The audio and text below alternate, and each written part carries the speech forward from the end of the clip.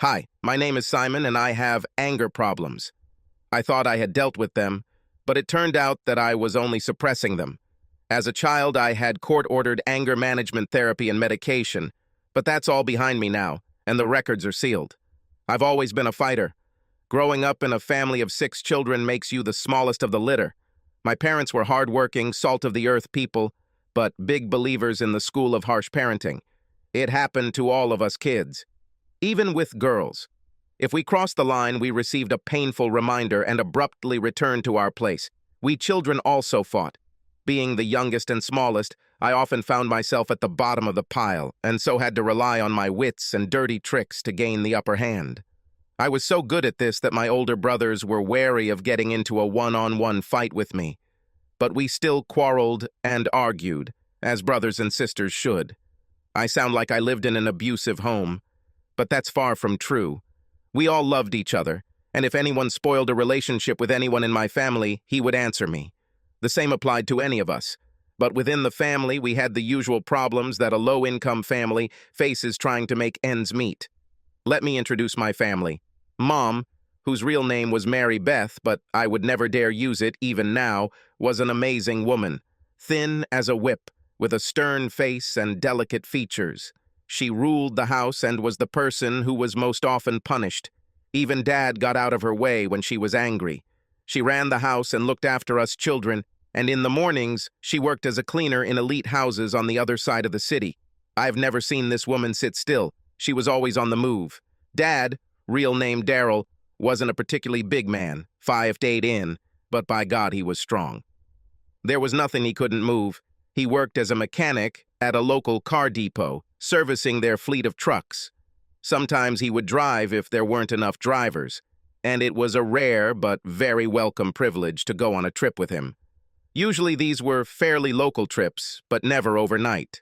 Most of all, I remember its smell. He always smelled like diesel. Bella was the eldest child, and 8 years older than me. Then Tom and James appeared, twins who were 6 years older, and David was 4 years older. David was supposed to be the last, but they decided they wanted another girl, and went for it. They were blessed by Mary, only 12 months after David. This was supposed to be the end of their family.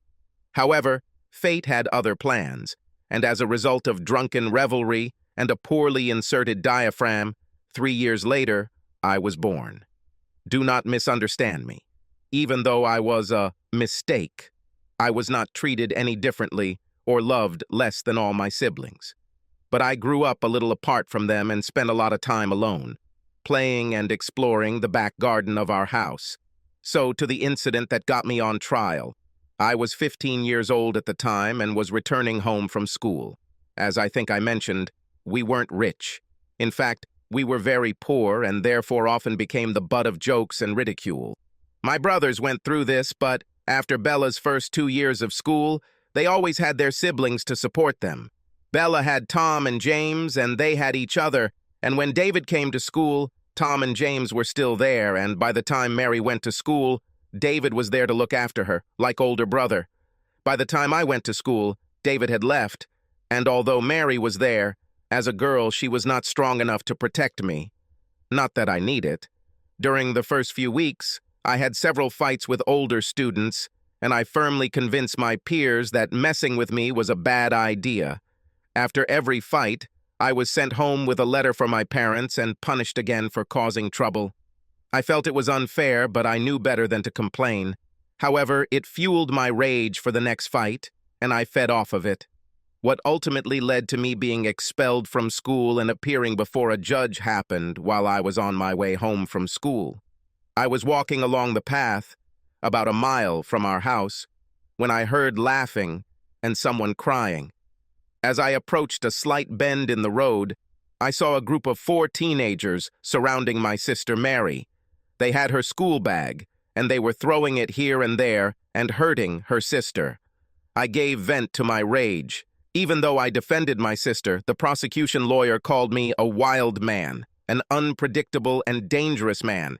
And what I did to those poor innocent boys was beyond my sister's reasonable defense, even if her story were true. The court agreed, and I was placed in juvenile detention until my 18th birthday. And as I said, I was required to undergo mandatory anger management therapy. Before I was taken away, my family was allowed to say goodbye to me. I stood with a bashful face, and my mother looked at me with an even gaze. I could never tell what she was thinking. Then I saw something I had never seen before. A tear rolled down her cheek. She hugged me tightly and whispered in my ear that she was proud of me. I, expecting a reproach, was stunned. I got hugs from Dad and the rest of my family, and even a kiss on the cheek from Beth and Mary, who lingered the longest.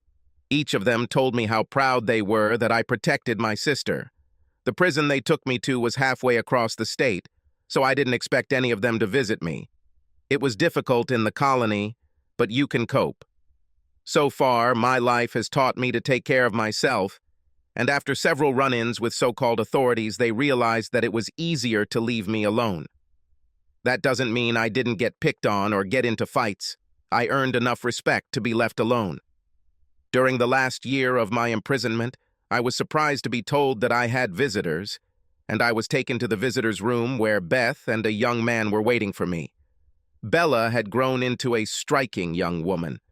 Not a beauty, but that was not to be expected given her size.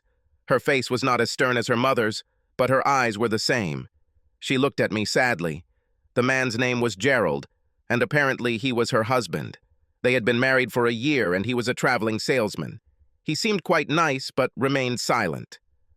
"Simon," Bella began, "there's no easy way to do this, so I'll just say it. There was an accident at home. There was a fire. Mom, Dad, and the rest." At that moment, tears filled her eyes, and she began to sob. "They all died." She hugged me and started crying on my shoulder. Gerald stood nearby, clumsily patting her on the back and muttering something inarticulate. I didn't hug Bella. I just stood there and looked at her, feeling nothing. Finally, the guards separated us, and after another hour of visiting, Bella and Gerald left. It would be several years before I would see Bella again. Thus passed the years of my imprisonment.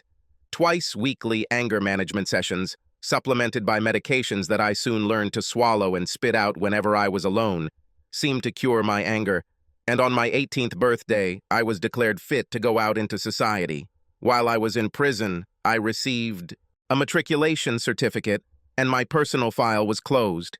I had a blank slate. I was given $200 and a bus ticket to the nearest town, and don't let the door hit you in the ass on the way out. I didn't stay in the local town, but changed my bus ticket and drove across the state line. Everyone knew that the local colony was releasing its prisoners into the local town, so there was no getting around it. However, when I came to Jacksonville, Ohio, I started over with a clean slate. I told people that I was forced to leave the city due to a fire that killed my family, and that without family and friends, I decided to try to build my future in a new city.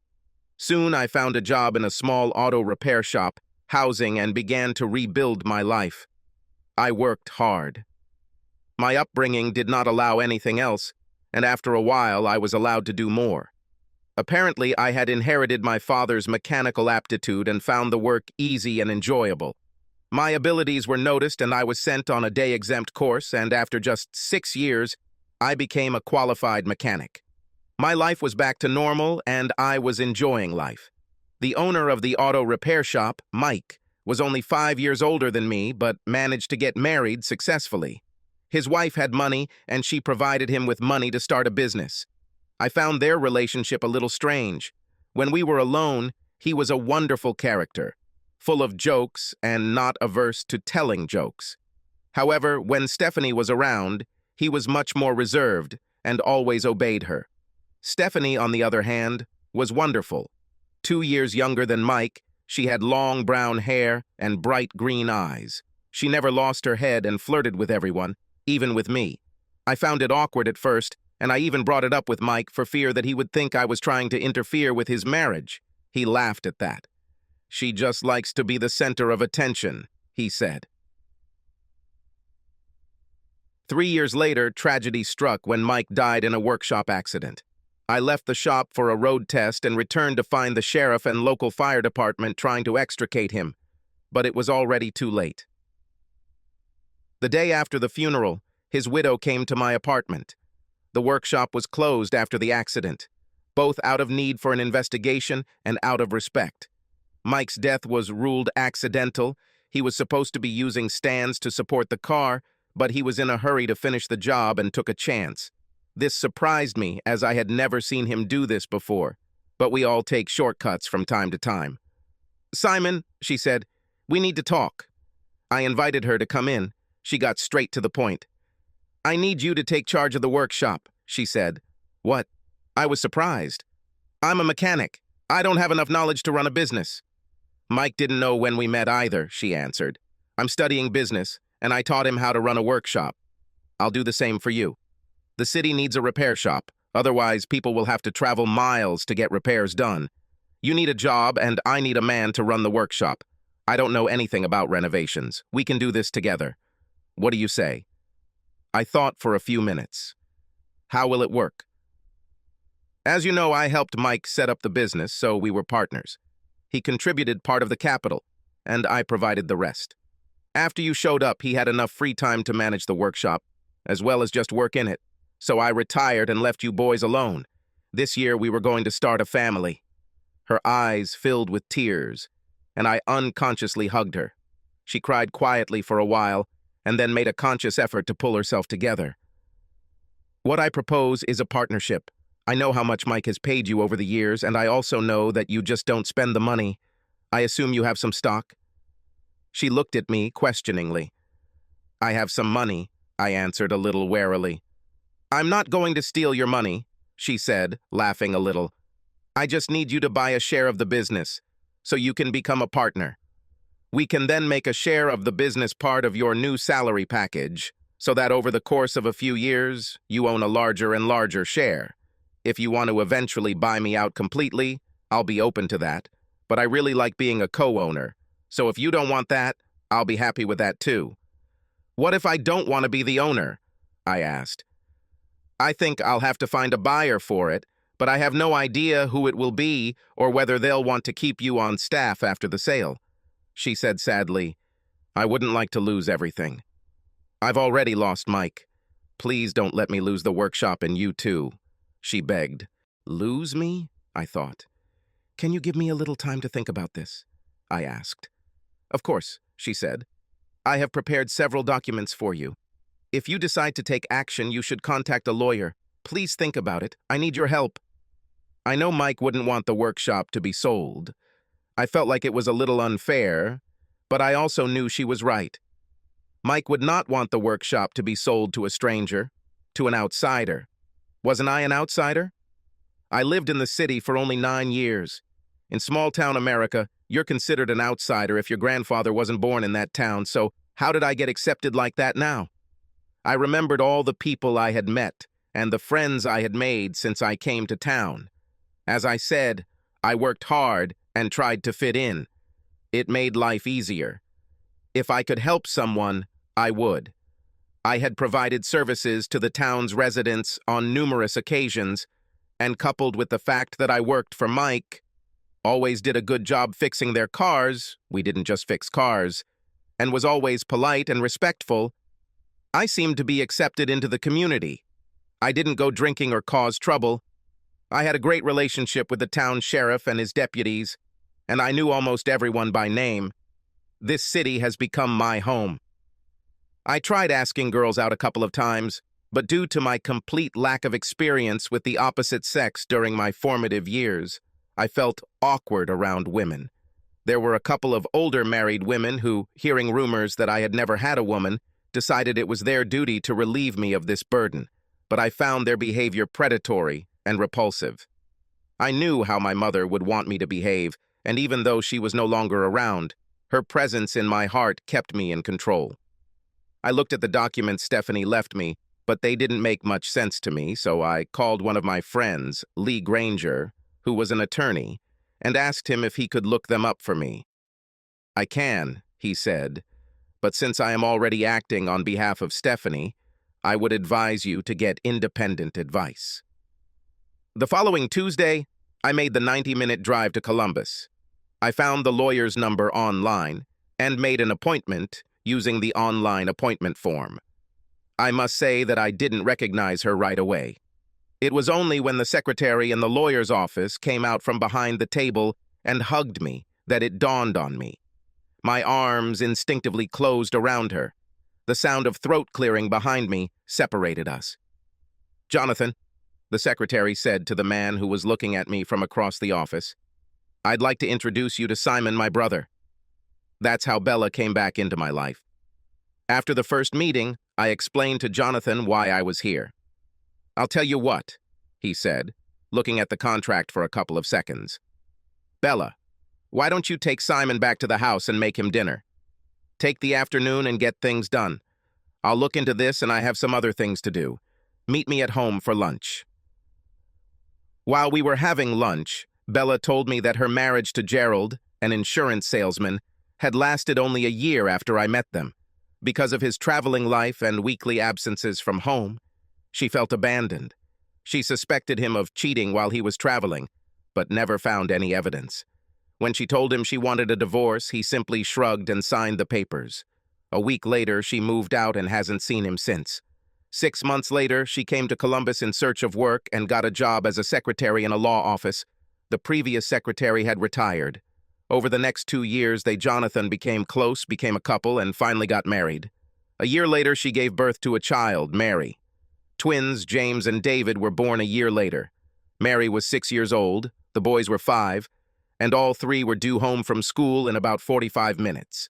We finished lunch and I enlightened Bella about my life after release. The door burst open with a bang and 3 tornadoes flew into the room. They froze when they saw me sitting with Bella, eyes wide and mouths open. As soon as we were introduced, and I learned that I would be called Uncle Simon, I found myself in the backyard playing catch with the boys. Mary was much more reserved than the boys and sat with Mom watching us. Jonathan came home after 5 and handed me the contract. "Sign it," he said simply. "You won't get anything better than what she offers." I thanked him and asked how much I owed for his work, but received a slap on the back of the head from Bella. "The family doesn't take money from the family," she said. I looked at Jonathan, who simply shrugged. "I leave our finances in Bella's hands." "Well, I know the workshop is quite far from here, but if you need anything, I can help you," I said. After dinner, I left, a 90-minute drive after all, and returned to my apartment, clutching the signed contract and ready to tell Stephanie the news. The next day, I decided to open a workshop. There were still free work boxes there, and people in the city were counting on us to be able to get their equipment working. The hardest job was finishing the car Mike was working on when the jack collapsed. The work itself wasn't difficult, but when I climbed under that car, knowing that's where Mike died, it gave me the chills. Stephanie arrived before lunch, and I told her the news. She squealed with delight and hugged me, telling me that I wouldn't regret it and that we would make a very good team. Over the next 2 years, everything went as usual for us. I worked in the workshop and Stephanie worked in the office. Every week is spent half a day working with her, learning how to run a business, completing all the necessary paperwork, making sure all licenses and insurance are up to date, balance and pay taxes. There was a lot to learn. In addition to working during the day, I spent several hours every evening on online courses, trying to fill the gaps in my education. Every weekend I went to Bella's Jonathan and children. I usually spent my weekends with them, staying on the folding bed. I helped around the house, played with the children, and got to know my brother-in-law. He seemed like a very nice guy. One evening, Stephanie came into the workshop as I was closing. "Simon," she said, "we need to talk." "Okay," I said. "Can I take a shower first?" I spent the whole day lying under the tractor. She nodded to me. "Go take a shower and then meet me at my house in an hour," she said. I was a little nervous when I rang the bell at her house. I didn't expect anything good from a conversation that started with, "We need to talk," and wondered what was wrong. When she opened the door, I was greeted by a delicious smell. "I cooked us dinner because I didn't think you'd already eaten," she said. We sat down at the table and began to eat delicious meatloaf with greens and potatoes. While we were eating, she said, "Simon, I'm not sure our partnership is working. she said. I froze, my fork halfway to my mouth. About. That's all I could come up with. I wondered what I had done wrong. Maybe I'm just not cut out to be an owner. I tried really hard to learn everything I needed to and thought I was doing well, but Stephanie obviously didn't think so. Am I doing something wrong? I asked. Well, Stephanie said, frankly, yes. I sighed. I'm sorry. I thought I was doing well. There's just so much work to do in the workshop. I try to keep up with work, and there are other things to do. I took classes in the evenings to try to learn. That's just my point of view, she said softly. You work your ass off. You already do more than the person who just does repairs in the workshop. Then we spend time together doing office work. Then you go home and take courses in the evenings. When was the last time you had a day off? When was the last time you went on a date? When was the last time you had sex? It's good that I managed to put down my glass of juice when she asked the last question. Otherwise, she might have gotten it in the face. I lowered my eyes, blushing.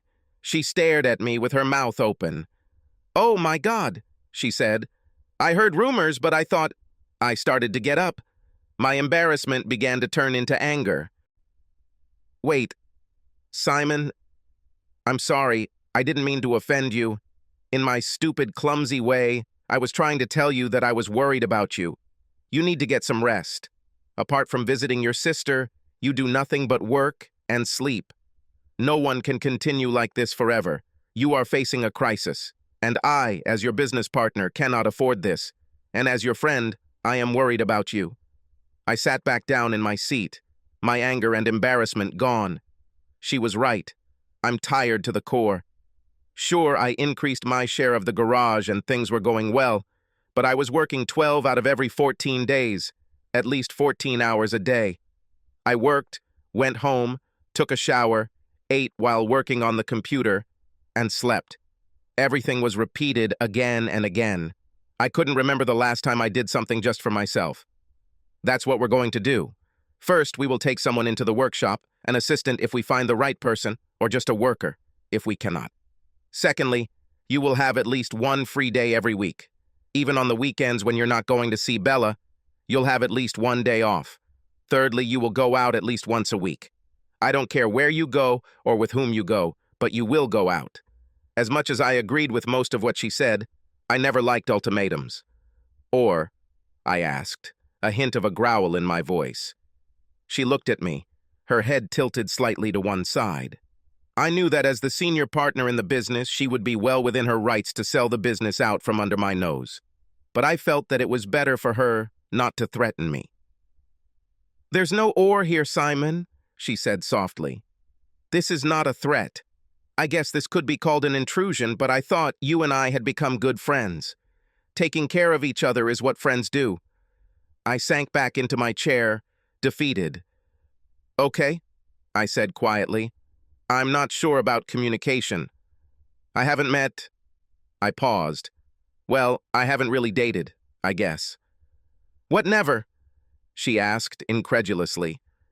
I shook my head. Have you never dated a girl? Another wiggle. What about the guy? She asked, with a mischievous glint in her eyes. I'm not like that, I said quietly.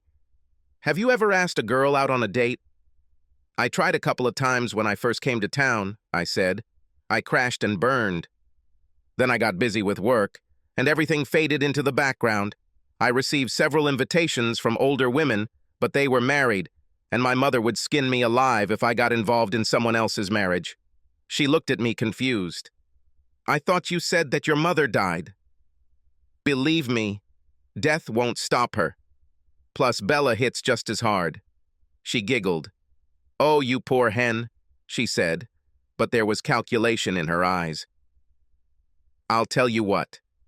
Why don't I give you a date this Friday? I know a girl who has been interested in you for a long time, but is afraid to ask you out. I'm sure you'll like it. Who is she? I asked. I knew almost every person in town and couldn't think of a single woman my age who showed interest in you. She said, this will be interesting. Choose a meeting place and I will ask her to meet you there on Friday at 8 p.m. Since you were at Bella's last weekend, that means this weekend is free, so if the date goes well, you can spend some time together. I sat and thought about it for a while. What would we do? I asked. I don't drink, I don't know how to dance. How about a movie? She suggested. Take her to the cinema. Here's some advice for you. Let her choose the film herself. What if I don't like her choice? I asked. Then you will broaden your horizons. You might even learn something. Movies about girls are all about romance. Even if you don't like the movie, watch and learn from it. Okay, I said. Tell me. Excuse me. What is her name? I thought I could catch her. She laughed. Nice try. I'll tell her to meet you at the cinema at... She looked at her phone for several minutes. It must be 7:30, otherwise you will not have time to buy tickets before the start of the show. We finished dinner, and I helped with the dishes. When I left, she hugged me. Don't forget about Friday at 7:30, be kin to her. Lately, she's been having a bad time, and she needs someone good. The rest of the week was spent in work, more work, and worry. As Friday approached, I became more and more nervous. By 4 o'clock on Friday afternoon, I was so nervous that I felt physically ill. Stephanie was working in the office, and I kept wanting to go in and ask her to cancel the date. I stood and looked at the alternator I had just installed on the car before realizing that it was the same alternator I had removed, and the new one was still in its box on the workbench.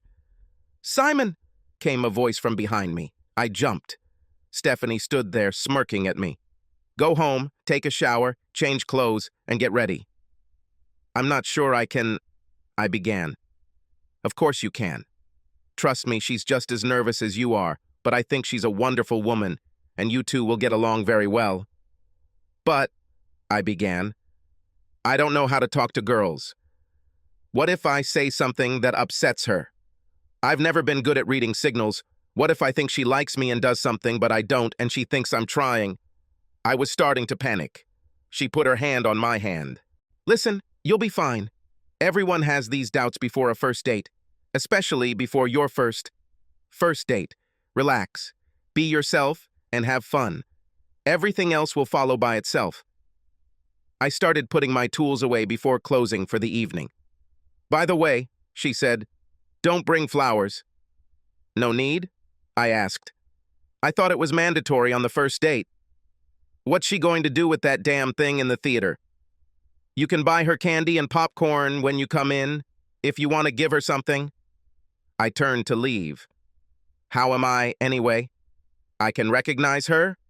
I can't just walk up to random women and ask if they're my date. I will most likely be arrested. Oh, believe me, you will recognize her. She smiled. But she knows you. So if you're not sure, just wait and she'll come to you. I went home and took a shower. Then I took a shower again. Working in an auto repair shop means you sometimes get oil, grease, and other engine-related fluids on you, and sometimes they don't want to come off. I always wear protective gloves and coveralls, but the gloves sometimes get torn and the coveralls sometimes get soaked through. And to be honest, some of the cars we deal with are simply disgusting. I looked at my limited wardrobe, trying to figure out what to wear. I chose jeans and a button-down shirt. I'd cut my hair the day before to look at least somewhat decent, and by 6 o'clock I was ready. The drive to the theater was about 20 minutes, so I had plenty of time to sit and worry. I must have picked up the phone a dozen times to ask Stephanie to call her friend and cancel the date. Then at 6:45, I received a text from Stephanie. If you're holding the phone in your hands, working up the courage to call me and ask me to cancel the meeting, then don't bother. It will happen. Make sure you show up on time. My friend doesn't like being kept waiting. I arrived at the cinema at 7:15 and parked the car. As I approached the checkout counter, I looked around but didn't see anyone waiting. I decided to go look at the billboards for the films currently showing to see what was showing. Walking along the row of boards, I read each of them, occasionally glancing around to make sure I didn't miss my time. My watch was slowly creeping towards 8:30. Suddenly, I felt someone's presence next to me and turned around. It took my breath away. Stephanie stood there, her brown hair pulled back into a simple ponytail. She was wearing jeans so tight They could easily be mistaken for body paint and a loose emerald green shirt over a white t-shirt. I was confused. She came to tell me that her friend decided to cancel the meeting. Then she took my hand. "Let's go," she said. "Otherwise, we'll miss the beginning." I was right. She chose a chick flick. I tried to pretend that I was interested in the film. I even tried to do as she suggested and watch how the main character has affairs with women, but the dialogue seemed banal and cliché to me. Of course, such lines don't work, do they? About a third of the way through the movie, I felt Stephanie press her hand to me. Thinking I was taking up too much space, I pulled back slightly to give her more space. She looked at me with a "seriously" on her face, then reached out, took my hand and put my hand on her shoulders, pressing herself against me. For a long time, I didn't even dare to breathe. Then she leaned over and whispered in my ear, "Relax, I won't hurt you." I didn't remember the rest of the movie. After the movie, Stephanie said she was hungry, so we went to a diner to get something to eat. It was at least more convenient for me. To begin with, there was a table between us, and as soon as we started talking, I relaxed significantly. I asked her about the parts of the film that I remembered and whether the pickup lines used had an effect on her. By the time we finished our meal, we were laughing together, and I felt much better. Stephanie took a taxi to the cinema. We changed seats, and I took her home. Being the gentleman I was raised to be, I walked over and opened her door to let her out of my truck. She took my arm to accompany her to her door. "Thank you for the evening," she said. "I really had a good time." She leaned over and kissed me on the lips. "Good night, Simon." She entered the house and closed the door.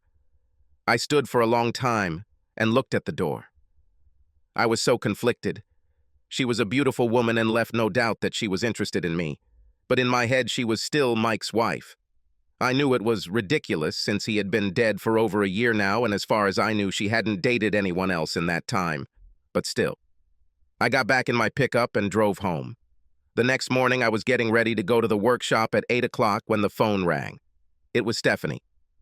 "Good morning," I said. "How are you?"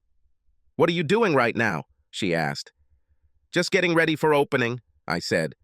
"No," she said. "Get dressed. We're going for a ride." There was a knock on my door. "Wait, Steph, someone is at my door," I said, walking up to the door and opening it. She stood there and grinned at me. "No," she said again. "You can't ride in overalls. Go change clothes." She took me to a ranch and hour outside of town. "My friend keeps horses here," she said. "I come here to ride whenever I have the opportunity." I began. "Don't worry," she said. "I'll teach you how to ride a horse." She turned away, but I was sure I heard her say, "and on horses," half to herself. We had a fun day. The horse she chose for me was calm and docile, but just followed her horse, so I didn't have much control. She packed a picnic, and we ate on a blanket on the hillside. After we ate, she lay on her back and looked at the clouds. "Look," she said, "a dog." She pointed to a cloud that, if you could imagine, might look like a very deformed dog. I decided not to comment. I looked at the sky for a long time, watching the passing clouds. It was relaxing lying next to Stephanie. She kissed me. We pulled away from each other. I could hardly catch my breath. "I'm very sorry," she said, looking not at all like usual. "I just couldn't resist." "Stephanie?" I asked. "What are we doing?" She looked at me a little puzzled. "What do you mean?" she asked. "You know, I began, but she put her fingers to my lips. "Shh," she said. "There is nothing wrong." "I'm just so confused," I said. "Where does it lead?" "You'll have to tell me because I have no idea, and I'm blind when it comes to reading women. Are we just fooling around? Is it just fun or something more? How far are we going to go? Because right now I am full of thoughts, feelings, and desires that are pulling me in different directions. Emotionally, I guess I'm a little behind the times. Until 30 seconds ago, I had never even kissed a girl I wasn't involved with, and I had never kissed a girl like that." Stephanie lay down again, this time resting her head on my chest. I'm sorry to tell you that I can't answer these questions, she said. You see, this doesn't make it any easier. Yes, I have more experience than you. I've had several boyfriends and been married, but this, whatever it is as new and uncertain to me as it is to you. I am also full of the same thoughts and feelings, and attractions, she giggled. But I can't say where we're going, she continued. I miss Mike now, but I know that he is gone and will not return. And I can't spend the rest of my life alone just because he's gone. Since we've worked so much together, I've developed feelings for you that I'd like to explore. But where this research will lead us, we will have to find out together, if you don't mind. But why me? You know I've never been with a woman. Don't you want someone who knows how to... I began. If that kiss was anything significant, I'm sure you'll learn quickly. But as I said, we will both learn. Making love to someone is a very individual thing. What one person likes, another will hate. When we are ready, I will teach you, and you will teach me. We're not ready for this yet, and we may never be. But for now, let's stop thinking about the destination and enjoy the journey. She leaned in again, and we kissed again. And again, we were interrupted. It's time for us to go back, she said. After returning, we spent time brushing the horses, and then released them into the field. I need a shower, I said. I smell like a horse. From then on, every Friday evening, we did something together. We went to the movies, had dinner. She even talked me into going dancing with her, and I discovered that I couldn't embarrass myself too much on the dance floor. On weekends, when I wasn't at Bella's, we would spend Saturday or Sunday together and do something. We walked or went somewhere. We even went to a few car shows when they weren't too far away. We spent a lot of time kissing, and I got a good look at her body and clothes. About 3 months later, we returned to her house after spending a day at the local car show. I was a little disappointed as the exhibition was quite sparse and the exhibits were of a low standard, but I managed to find the part for the customer's car that I was looking for. Not all of my clients had new cars, or even cars for which new parts were still available. As usual, I opened the truck door for her and walked her to the door. She invited me in, which was nothing unusual. We often had dinner after walks, but I felt that something had changed today. I turned to close the front door, and when I turned around, Stephanie was standing right in front of me, so close that I reflexively stepped back, pressing my back against the door. She kissed me, then she pulled back and looked into my eyes. "Sorry, Simon," she said. "I cannot wait any longer. I don't know how to describe the rest of the night. We made love, but it was the best night of my life. I didn't know what to say. I didn't want to ruin everything with stupid words." She seemed to read my thoughts. "There are no words after this," she said. "Sleep, and let's see what tomorrow brings." Our relationship also developed outside the bedroom. We became a couple. We got engaged. We got married. And that's when everything started to change. Now I know that there will be those who will call me a rag, a cunt, and all sorts of other names when I tell you how everything developed. They will argue that in the same circumstances, they would have done this or that, and they would never have allowed events to develop the way they did. We got married in the spring, Jonathan at my side, and Mary and the twins in a ceremony I didn't really understand. It was, of course, a big wedding. Almost everyone we knew came. That is, the whole city. The bill was phenomenal, but as I said, Stephanie had the money. And by this time, the workshop was doing well. I was almost an equal partner and had more than recouped my initial investment. The trustees of Stephanie's foundation insisted on a prenuptial agreement, which was presented to me for my signature. It was only their attitude towards me that prompted me to say that I would look into this case with my lawyer and return it to them. It turned out that this was the right decision because it was completely one-sided. If I had been unfaithful to Stephanie, I would have walked away with what I put into the marriage and a small amount for each year of our marriage.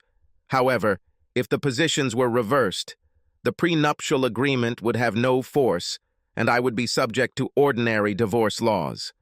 In other words, I would be completely screwed and most likely lose everything. I received a family discount again from Jonathan and left him to negotiate a fairer agreement directly with the trustees. I moved in with Stephanie before we got married. We hired an assistant and a worker in the workshop, which was growing well, and I was as happy as I could have hoped. The only thing that would have made me even happier was if Stephanie had told me we were expecting a baby, but even though she stopped taking the pills, that didn't happen. 3 months after our wedding, small events began to happen. As I mentioned earlier, when Mike was alive, Stephanie was always a flirt, but that stopped after he died. And during our courtship, she gave me all her attention, and she always behaved decently around other men. It didn't happen right away, but gradually I began to notice that she was returning to her flirting ways. I think the first time I really noticed, again as I said, a gradual process, was one night when we went dancing. She liked to do this at least once a month. We had already danced together several times, but then a large, well-groomed man whom I had never seen before came up to her and asked if she wanted to dance. On all previous occasions, she looked at me when this happened, and I always replied that if she wanted, then I did not mind. This time, everything was different. Without looking in my direction, she took his hand, stood up, and walked out onto the floor. They danced a couple of fast numbers, but then the pace slowed down and they moved much closer than I would have liked. I decided to intervene. I tapped him on the shoulder and he turned around, pursing his lips. "I think now I'd like my wife back," I said coldly. I saw him contemplating his next move and mentally prepared myself for the blow that I fully expected from him. But then he smiled and stepped back. "Of course," he said, and then turned to Stephanie. "Thanks for the dance." "What the hell was that?" Stephanie was furious. "We didn't even finish the dance." She simply turned and left the bar. I was stunned. Why was it my fault that this scoundrel couldn't keep his hands to himself? "I didn't like the way he treated you," I said. "And what?" she said.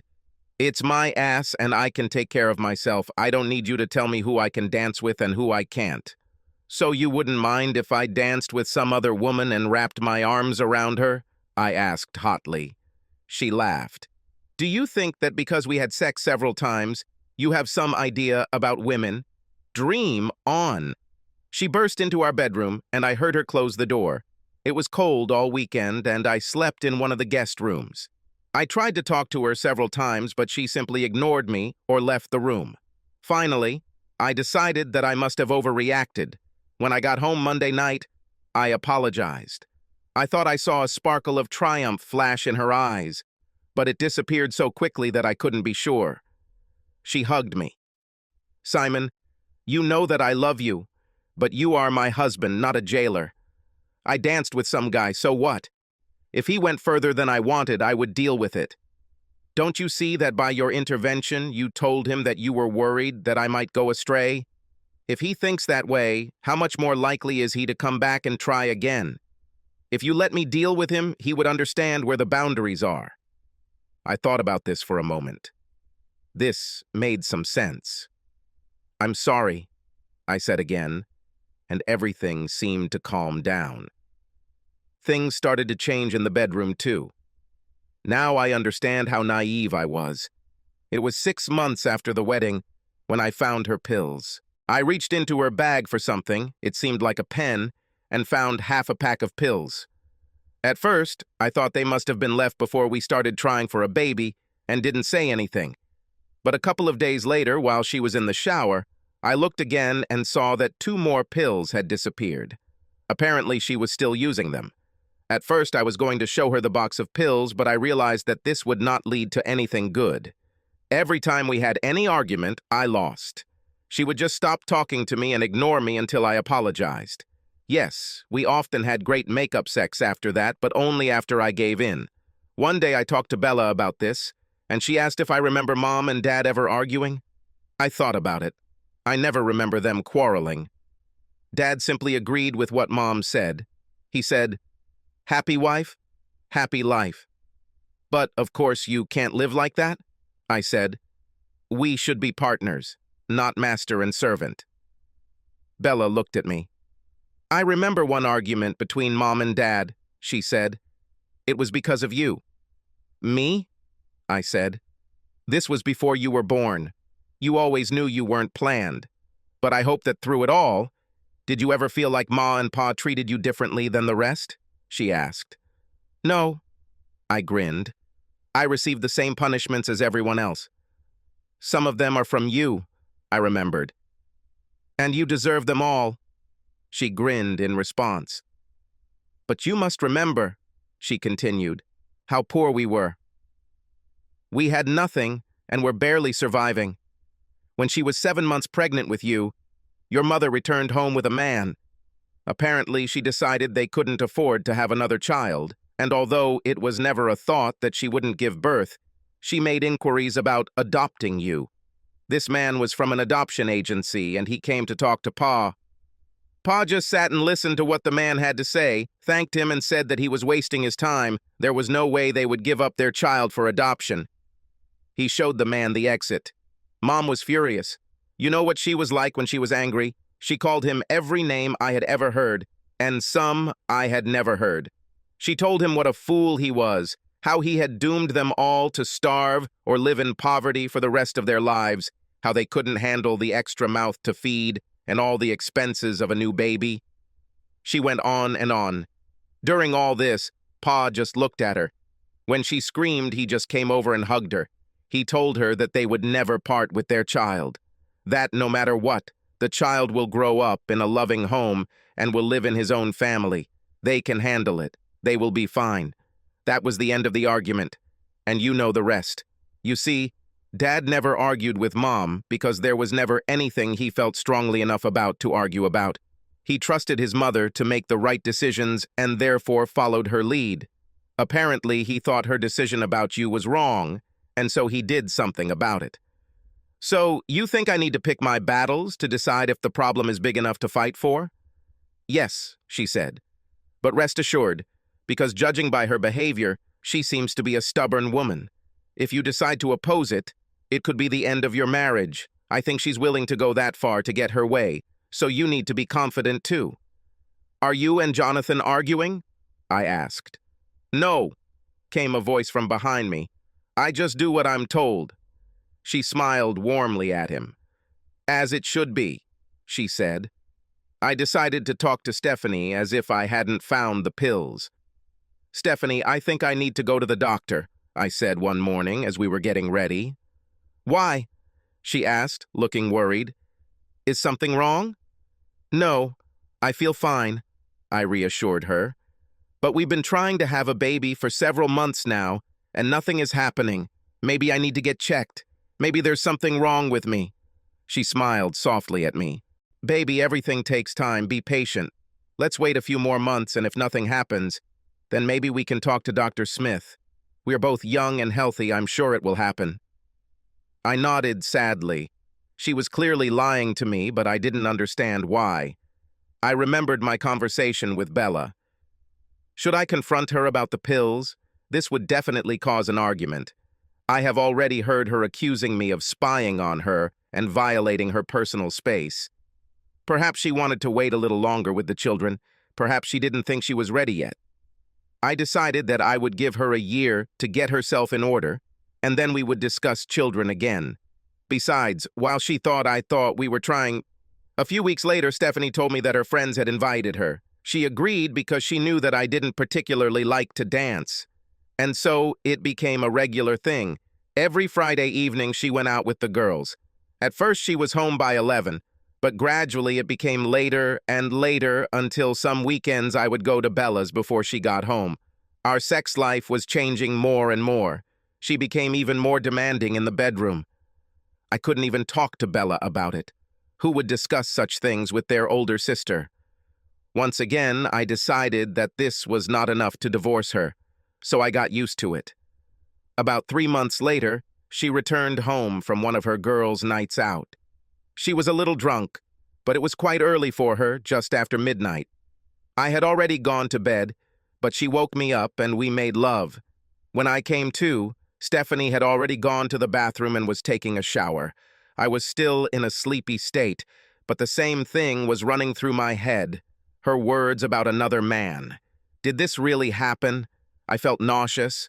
Was it possible that it was just a fantasy running through her head? I decided that in the future, I would need to watch her much more closely. A week later, I returned home from the workshop to find Stephanie sitting at the kitchen table with several papers spread out in front of her. "What is all this?" I asked. "A business proposal?" she answered, without taking her eyes off the papers. "From whom?" "There is one guy. His name is Danforth Evans. He plans to become a financial broker. He needs a business partner, and the trustees of the foundation referred him to me." "We don't know anything about finance," I said. "We have a car repair shop. We may not know, but I know, and the auto repair shop is your brainchild. Now it's working again, and I need something more stimulating. What do you know about this Danforth? How do you know he's not just a scammer trying to drain your trust fund?" She looked at me contemptuously. "Listen, I know that you have taken over the workshop, that you are now running it, and that it is doing well, but don't think that makes you an expert in business. My trustees and I have been investing in business for a long time. I know what I'm doing. You're just worried about your little business." She buried her head in the papers again. Over the next few weeks, she spent a lot of time attending meetings with this Danforth to forge their partnership.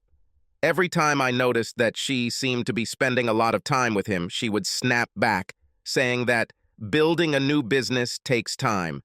She reminded me of how much time we spent together building the auto repair shop.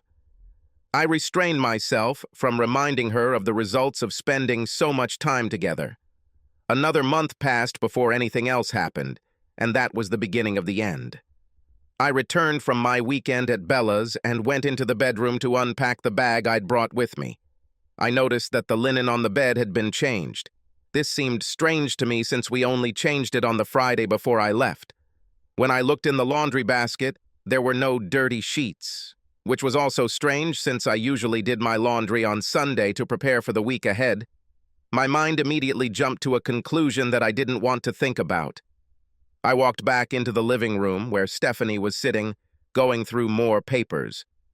"So, how was your weekend?" I asked quietly. "Okay," she replied. "Papers again?" I said, pointing to the stack that I was sure wasn't there on Friday. "Yes," she answered absently. "Danforth brought them in." I felt my anger begin to rise, but I suppressed it. Just because she said he was here and because the bed had been changed didn't mean what I thought it meant. I needed a lot more evidence if I was going to accuse her of cheating. "Why have I never met Danforth?" I asked. She looked up at me. "He's a business partner. Why do you want to meet him?" she asked. "I just thought it would be nice for us all to get together. Why don't you invite him and his wife to dinner one night?" "Oh, he's not married," she said, "but maybe you're right. How about next Friday?" We made a reservation for 7 o'clock on Friday. Stephanie told me to meet her there, as I would need to go home, shower, and change. She will go straight from the new office. When I arrived, they were already sitting at the table chatting, and I realized that I had met this guy before. This was the asshole who asked Stephanie to dance a couple of months ago. They both stood up as I approached, and Stephanie introduced us. He extended his hand, but the expression on his face was not at all welcoming. It was somewhere between smugness and disgust. I pretended not to notice his hand, kissed Stephanie on the cheek, and nodded to him as I sat down. The meal was painful for me. After the first few minutes, they started talking about business and basically ignored me the entire evening. After the main course, I excused myself, left the restaurant, and went home. I don't know what time Stephanie got home. I expected her to wake me up with an argument. But when I woke up the next morning, she was asleep in bed, but as far away from me as possible so as not to fall out of it. I decided that I needed to talk to someone, and the obvious person was Bella. It wasn't my day off, but I didn't think she'd mind, so I went into the workshop, left instructions for the guys there, telling them I had errands to run, and headed off to Columbus. When I arrived, Jonathan was mowing the front lawn and looked at me quizzically. "Is your watch going fast?" "You're a week early," he chuckled. Bella saw my pickup truck pull up and got out. She looked at my face and said, "Jonathan, take Simon to the house. I'll take the kids to Mary and be back in half an hour." Jonathan looked at us and obeyed, leading me into a closet and handing me a glass of amber liquid. "Do you want to talk now or wait for Bella?" he asked. "I'm not sure about some of the things I need to talk about." "Look," he said, "neither Bella nor I are naive. We were both already married and had children. Also, don't forget what I do for a living. Bella participates in all my conversations about divorce, so she has heard a lot of things that would make even a woman of easy virtue blush. But she's my sister," I said, "and this means that she loves you and will not judge you. I'm not saying you won't get hit on the head if she thinks you deserve it," he added, smiling slightly. "Does she hit you?" I asked. Somehow it didn't seem right. Things were different now than they had been in my time, and the thought of Bella hitting her husband or one of her children was very unsettling. "No," he said. "She saved it for you. She never even raised her voice in anger at me. She can fool children around her little finger. I know it should be the other way around, but they just adore her." As I smiled at him. Then he tried to take a sip of the amber liquid in his glass. It burned. I coughed and my eyes watered. "What the hell is this?" I asked, coughing even more. "This, my boy, is a 12-year-old malt. It's an acquired taste. Sorry, but I don't think I'll buy it anytime soon. Do you have any beer?" He laughed and went into the kitchen to get me a beer. He threw the mug on the table and then put the bottle down. By this time, Bella had returned and entered the room. She sat down opposite me and glared at me. "Okay, tell me," was all she said, and I told you. It felt incredibly good to put everything out there. I thought I would feel embarrassed telling them about the changes in our sex life, but I started talking and couldn't stop if they asked me. Everything just poured out. "Can I ask," Bella said softly when I finished my story, "was she your first?" I lowered my head, embarrassed, but nodded. "What are you gonna do?" asked Jonathan. "You still don't know for sure what's going on between this Danforth guy and Stephanie?" I looked at him in surprise. "He means legally," Bella said. "I'm guessing you're thinking of divorcing this bitch, which means you need to activate the prenuptial agreement, which means you need proof." Jonathan nodded. "If you think they were having sex in your bedroom, the easiest thing to do is install a surveillance camera there." He stood up and went to his office, then returned with a small device. "Hide it somewhere with a good view of the room. It's motion-activated and records up to 72 hours of video on the included SD card. I guess the most logical time for them to do bad things is when you're here. So maybe you'll get the proof you need next weekend." "And one more thing," Bella added. "Remember that I know you, Simon. Don't get into any physical conflict with any of them." Jonathan looked at us. He had never seen me even slightly annoyed, so this surprised him. "Simon had anger problems as a child," she explained. "He doesn't have a problem with it now, but something like this might wake him up again." "She's right," said Jonathan. "If you fight him, you will most likely end up in prison and lose everything. Do everything right, and you will come out of the situation in acceptable shape." I nodded to them, and then Jonathan showed me in detail how to set up and test the camera before I headed home. Luckily, I installed the camera as soon as I arrived home. I set it up in the bedroom while Stephanie was at work and tested it. It worked great and was completely invisible unless you knew what to look for. I then went into the workshop for the last couple of hours before closing. When I got home, Stephanie was waiting for me in the living room. "Go take a shower and then come back here. We need to talk," she said. I was in no hurry to get into the shower. I didn't want to start this conversation, and I wished I had another camera to put in the living room. I decided to open up a video app on my phone so I could capture something if she was going to confess to anything tonight. As I approached the living room, I heard voices and saw that while I was in the shower, Danforth had arrived. They were sitting on the sofa with their backs to me. I quietly placed the phone on the sideboard, hoping it wouldn't be noticed. I walked across the living room and sat down in the chair opposite this couple. Stephanie placed the beer in front of my chair, and I took it and took a long sip. I felt that I would need it. "Simon," Stephanie said, "what you did last night was incredibly rude. I think you owe Danforth an apology." "Is it true?" I said in an even voice. "I do not understand why. You clearly didn't need me there. Why should I stay? You were the one who insisted on inviting him to dinner, she insisted. Why did you leave like that? Danforth simply looked at me, with a smug expression on his face. Maybe because I no longer wanted to spend the evening with my wife's lover, I said without raising my voice. It seemed to strike a nerve. I knew about them, but they didn't know that I was aware of it, and that changed things. So he finally figured it out. It took him quite a long time. I trusted you, and you betrayed everything we had. And now, it's all over between us. Oh no, said Asshole. We are far from finished. You see, Stephanie and I have an agreement. I need a business partner. I don't understand what this has to do with me, said. Because my wife will divorce me, and I will lose access to all her money, he said. And besides, it's so much fun. Cuckold a loser like you. I thought you weren't married? I said, looking at Stephanie. She laughed. Do you think he would have brought her with him? For her to see him and me together? So you did this to Mike, too? I asked. At the end of the day, Mike was a good little asshole. I had to persuade him, but in the end he calmed down. Just like you, he said.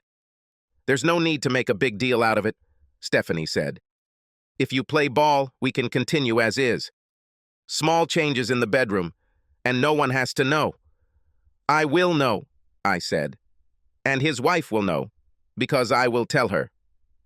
You will do what you are told, he growled. I took another long sip of my beer, fighting the urge to break the bottle over his head. I think I'm done, I said. I'll take my things and leave. I'll say hi to your wife when I see her. Stephanie, I'll ask Jonathan, contact your lawyer. I felt a wave of dizziness wash over me. To your Evie flashed through my head again. I tried to get up, but immediately lost consciousness. Then I heard voices.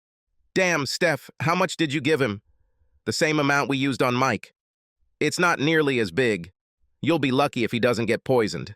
Oh, he'll be fine. He might need a little more time to recover, that's all.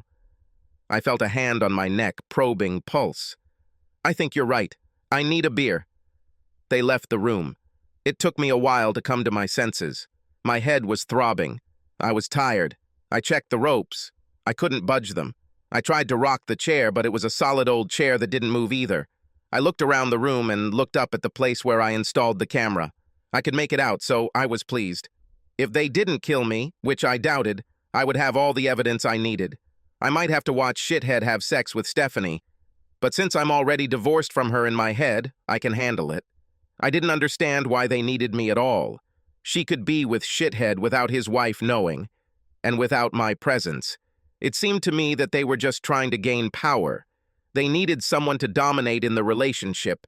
They were sick in the heed. I woke up with the mother and father of all Hedicus.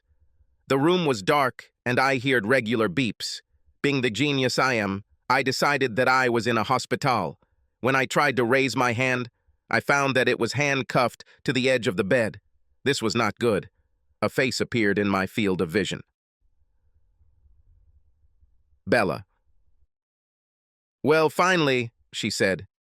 It's high time you woke up. Oh, him, I croaked. She brought the ice chips to my lips, and I sucked them into my mouth, immediately easing my throat. I asked for another one and got that too. How long have I been here? I asked. 3 days, she answered. What's happened? I asked. That's what we've been waiting to ask you, she said. The story that your wife and her lover told the police is pure fantasy, but they claim you attacked them, so you're under arrest until the sheriff can sort this out. My phone should be in the living room of the house, and the camera Jonathan gave me is on the top shelf of the dressing table in the bedroom. Do you think you can reach them? I asked. She nodded. I'll tell you that you need clothes. Stephanie keeps watch outside. This is a shit show. His wife is here demanding to know what happened, she chuckled. What did they say happened? They said you came home and found them in bed together. You attacked him. She laughed a little at that. I knew that you were a savage, but I didn't think that even you were capable of such a thing. Oh, but the circumstances were completely different. Did they take my blood when I arrived? I asked, and she nodded. Ask Jonathan insists that she be tested for illegal substances. and take these things out of my house," I said. At that moment, the nurse came in and told Bella that I was too nervous and needed to rest. She pressed a button on the device next to the bed, and I felt drowsy again.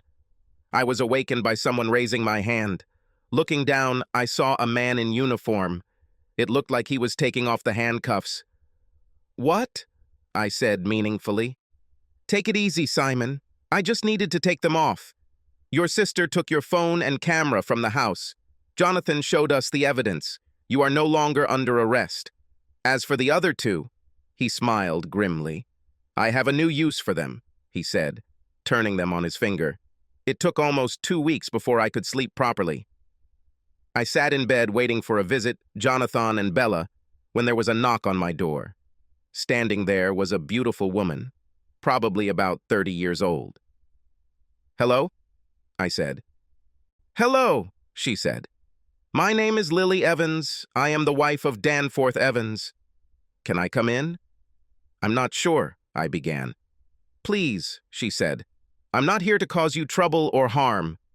I just wanted to talk." I pointed to a chair next to my bed, and she sat down on it. "I finally heard the truth about what happened," she said. "I'm so sorry he put you through that." I looked at her, wondering why she had come. Had she really come to ask for leniency for her husband? Can she tell me? He's a good man and the kids need a father. Well, if so, then she's out of luck. I wanted to hang that bastard out to dry. "Sorry for being rude," I said. "But why are you here?"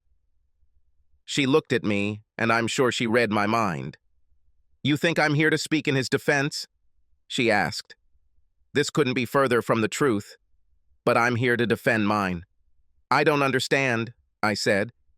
"Your brother-in-law told me that he intends to recover significant compensation from Danforth for what he did to you. But the thing is, Danforth doesn't own anything. After the divorce, which, by the way, has already been filed, he will be lucky if he leaves with his own skin. But since we were married at the time of the attack, the lawsuit will be filed against us as a couple. More precisely, against me. Don't get me wrong," she said. "I have money, not a fortune, but enough to live a reasonable life and raise children. But if you take it away from me, you will punish me and my children for what we didn't do. It won't be worse for him, but it will be worse for us. Please, we didn't do anything to you. Please don't punish us for his crimes." She started crying, and I wanted to hug her and comfort her. At that moment, Jonathan and Bella entered the room. Jonathan frowned when he saw Lily sitting next to me. "You shouldn't be here," he said. "Please leave." Snorting, she nodded, stood up and left. She looked back at me pleadingly as she walked through the door. "This is true?" I asked. "I need a little more information," he said.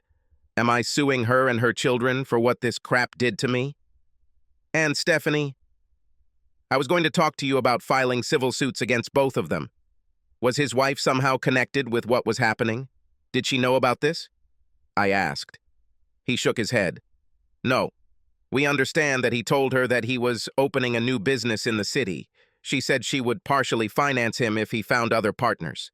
She could have fully financed him, but she tried to force him to do something himself."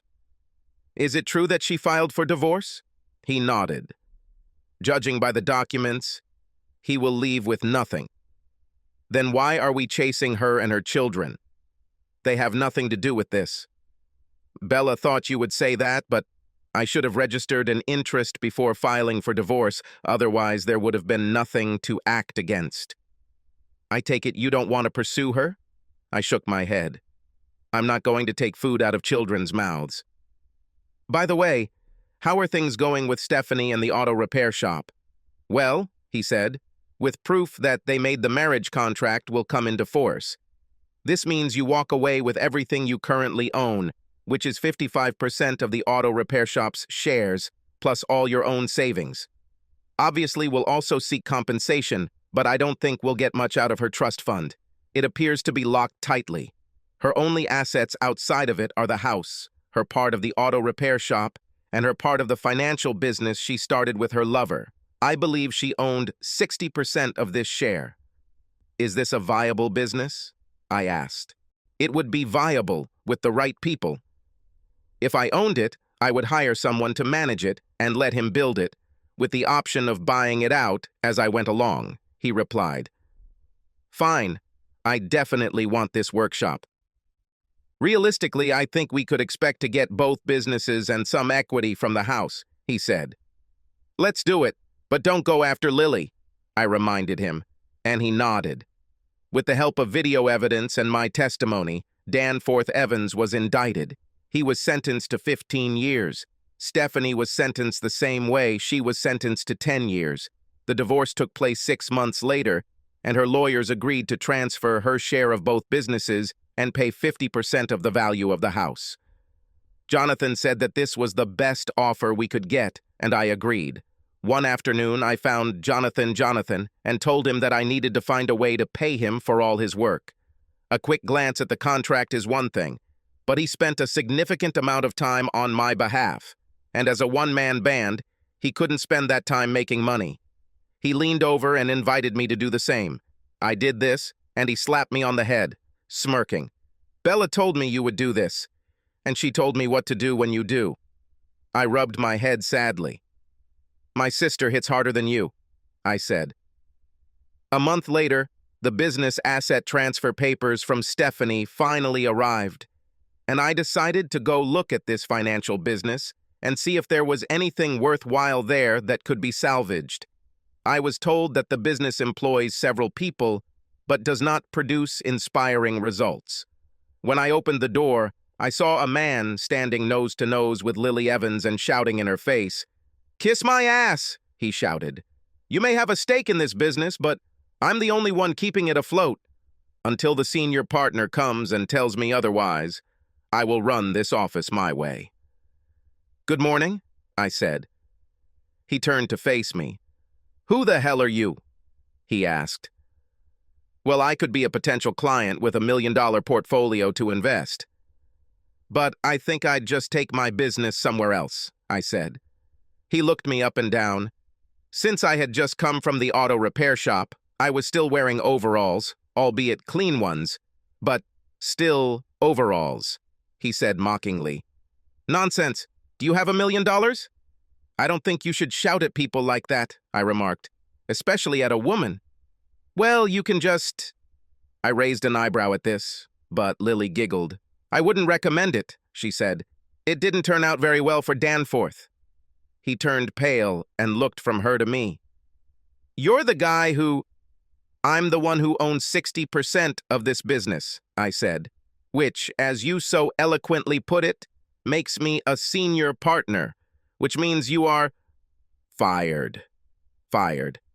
"You can't fire me," he said. "This business will go bust in one day." I shrugged. "I don't care," I said. "I don't need this." I pointed at Lily. "She doesn't need this. The only people who will suffer from you being a complete and utter asshole are the employees. It's you." "Me too," said a sad voice behind me. I turned around and saw a young woman sitting at the reception desk. "Sorry," I said. "I didn't see you there." "Who are you?" "I am nobody. And now, apparently, she's unemployed," she said, and a tear ran down her cheek. "Looks like I'll have to be a waitress again." "What are you doing here?" I asked Aunt. "I answer calls, open mail, make coffee," she said. "It's not much, but the hours and salary are better than a waitress, and it means I can be home with my daughter in the evening." I pursed my lips. "Okay, stay here for a minute." I turned to the annoying guy. "You, get out." He turned pale for a moment and began to strike a pose. I smiled. I think that solved everything. He left. I closed and locked the door behind him. "Lily, you, me, and—" I looked at the girl. "Monica," she said. "Monica," I continued, "we need to talk." "First," I said, looking at Monica, "where is that coffee you were talking about?" She began to rise. No, I said. "Just point it out. I'll bring it." She pointed to the coffee maker at the other end of the office. "Lily?" I asked. "Just black for me," she said. "Monica? Cream and sugar, please." With coffee in hand, I sat down with the ladies.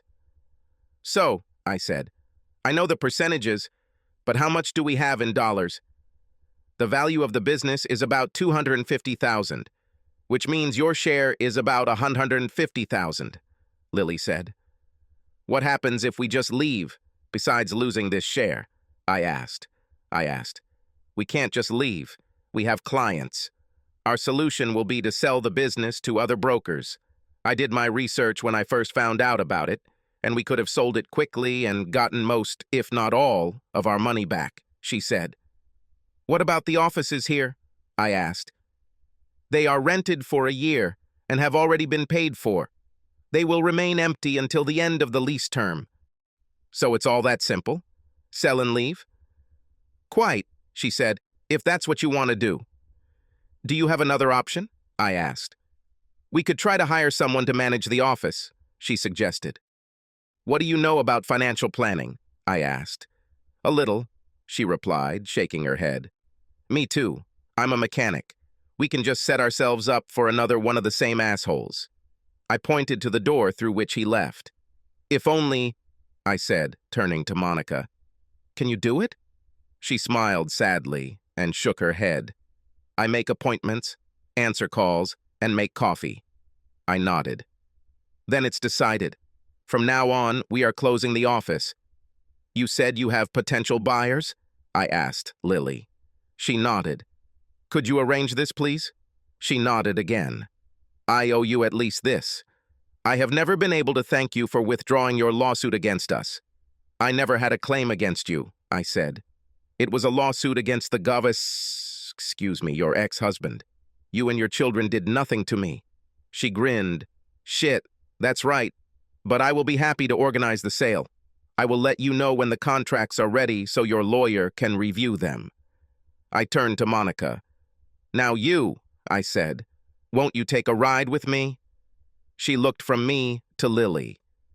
Okay, she said nervously. It was only a 10-minute drive to the auto repair shop. I took her to the office. Desk, notebook, telephone, coffee maker. I pointed to each item.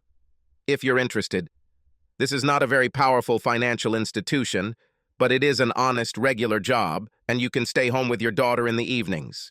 The salary will be the same as what you received in your previous job, with a 10% increase.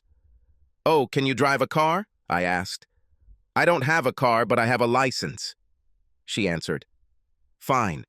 You may have to travel for parts, pick up or drop off customers whose cars are being serviced. We have a van that we use for parts and a car for customers. Obviously, there is no point in leaving it in the shop overnight, so you can take the machine home overnight and use it. As long as it is kept clean, I said. She looked around the office. When do I start? She asked, smiling. You're already late. Not the best start to the first day, I said, smiling to soften the edge of my words. Monica and I almost immediately found a common language. She was a year younger than me, and her daughter, Bethany, was an absolute joy. I suggested that on days when her mother couldn't look after Bethany, she could bring her to the store. She could sit with her mother in the office, watch something on her tablet, and also go with her mother to buy parts or even pick up and drop off clients. City residents did not mind having their child sit in a car seat behind them when being driven to or from the store. Once we set the precedent, it became the norm, and every day, Bethany accompanied her mother to work. We were careful to keep her out of the workshop, which is a dangerous place, but the office was quite safe and even much cleaner thanks to Monica's efforts. After months of dancing around each other, I was working up the courage to ask her out when Bethany, in childish fashion, put me to the test. I had to go out of town for a 2-day auto show.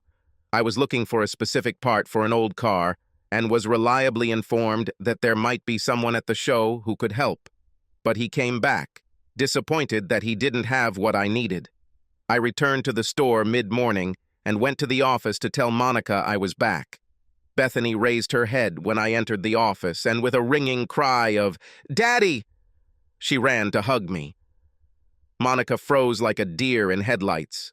I must say I was stunned myself, but I picked up the little package that needed attention and carried it back to her mother. "I'm so sorry," Monica said. "I don't know where this came from." I chuckled. "I think this is a hint," I said. "She tells me it's time for me to get off my ass and ask her mom out." Monica blushed, but looked at me calmly. So are you going? I think yes. But I'm not sure where she might want to go on such a date. Do you have any ideas? Movie? She asked. I winced internally, remembering my first date with Stephanie, but I didn't show it. Despite the past, the date went well, and almost a year later, Bethany was one of Monica's bridesmaids at our wedding. Two other notable events occurred. About 3 months after Monica and I started dating, the sheriff came to visit me. Apparently, Danforth's cellmate told authorities that Danforth admitted to him that Mike's death was not accidental. They were going to exhume his body and check it out. If the inmate's words were true, then Danforth and Stephanie faced very strong charges. Another incident happened the following week. Monica, Bethany, and I went to see Bella, Jonathan, and children. At some point during the weekend, I did something wrong, and Bella hit me on the head. I was going to laugh at this, but Monica didn't like it. "This is the last time you touch my man," she said coldly to Bella. I opened my mouth to speak, but Jonathan caught my eye and shook his head, indicating that I needed to stay out of this. Bella and Monica looked at each other like cats, ready to fight, and then, unbelievably, Bella backed down. "You're right," she told Monica. "This is not my place anymore." There was sadness in her voice. Monica hugged her. "It's okay, I'll look after him now," she said softly. And I realized that until that moment, Bella was still acting in my mother's place, a role she had taken on after Mom died. "Take care of him," Bella said, gently placing her hand on my cheek. "He deserves it. Subscribe to our channel so that your second chaff doesn't cheat on you, and go ahead and listen to the next story, because this story is nothing compared to the next one. If you're under 18, don't even think about listening to the next one. Listening to the next one. Listening to the next one. Listening to the next one. Listening to the next one. Listening to the next one.